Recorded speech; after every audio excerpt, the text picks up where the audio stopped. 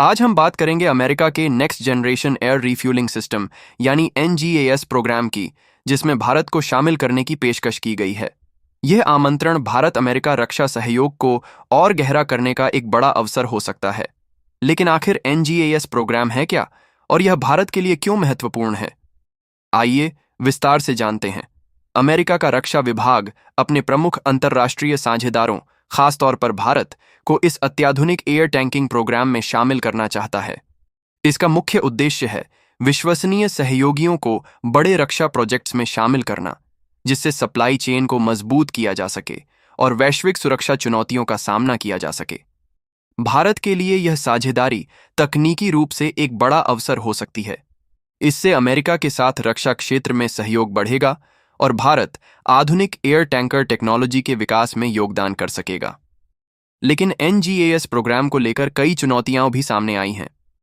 एनजीएएस programme को यूएसएएफ के पुराने टैंकर बेड़े को बदलने के लिए डिजाइन किया गया है, जिसकी शुरुआत 2006 में हुई थी, जब वायुसेना ने 1950 के दशक से संचालित स्ट्राटो टैंकर फ्लीट को चरणबद्ध तरीके से प्रतिस्थापित करने की योजना बनाई।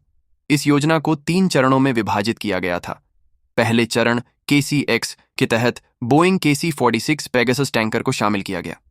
दूसरा चरण KC-Y अभी विचाराधीन है, जिसमें यूएसएएफ यह तय कर रही है कि अधिक KC-46 खरीदे जाएं या किसी अन्य कंपनी को अवसर दिया जाए। तीसरा और सबसे उन्नत चरण, जिसे पहले KC-Z कहा जाता था, एक स्टेल्थ टैंकर की योजना थी, जो बाद में विकसित होकर एनजीएएस प्रोग्राम बन गया। एनजीएएस टैंकर को स्टेल्थ तकनीक, एडवांस्ड कनेक्टिविटी, ऑटोनॉमस फीचर्स और फ्यूचर कॉम्बैट एयरक्राफ्ट जैसे NGAD फाइटर और ड्रोन के साथ इंटीग्रेट करने के लिए डिजाइन किया जा रहा था। लेकिन हाई कॉस्ट और अन्य प्रोजेक्ट्स जैसे NGAD फाइटर और B-21 रेडर बॉम्बर के कारण इस प्रोग्राम पर सवाल खड़े हो गए। 2024 की शुरुआत में एनजीएएस प्रोग्राम पर संदेह जताया जा रहा था, क्योंकि पेंटागन की लंबी अवधि की बजट योजना में इसके लिए कोई समर्पित फंडिंग नहीं थी।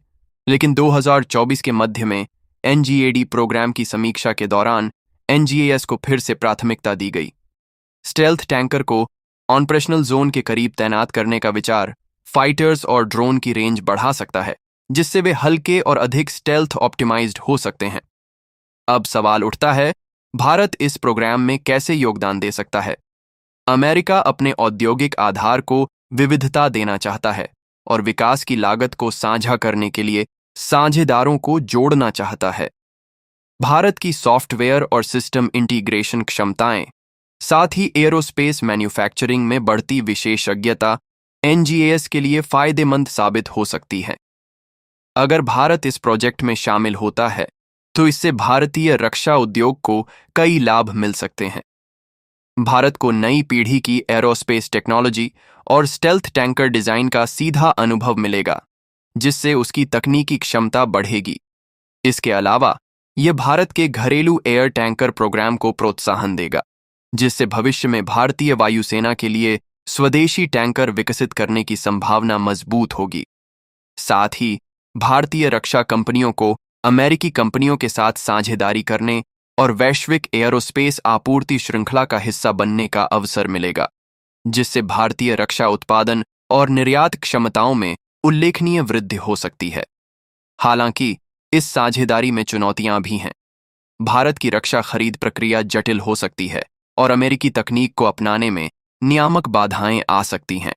इसके अलावा भारत को तय करना होगा कि एनजीएएस में निवेश उसके अपने प्राथमिक रक्षा उद्देश्यों के अनुरूप है या नहीं।